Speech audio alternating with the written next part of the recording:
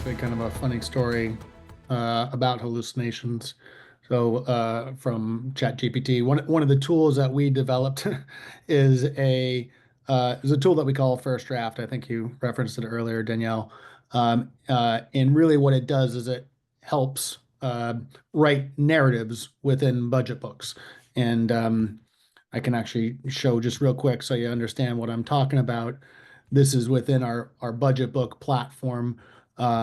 These are all the different pages that you're in right here. But if you're on a general fund page, our system's automatically generating these graphs for you based on the data that we would get from a system like SSI. And you can click a button here and it will actually feed in all the metrics from this chart and write a narrative for you around that, explaining that. And I should note that's actually great for ADA compliance because a lot of folks may not be able to see these charts or screen readers have a tough time reading these charts. But if you have it all spelled out in this narrative, it makes it much easier for visually impaired people to listen to it on screen readers.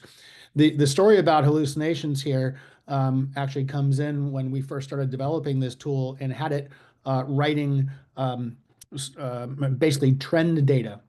And sometimes you're looking at trend data and there may not be information for a single year.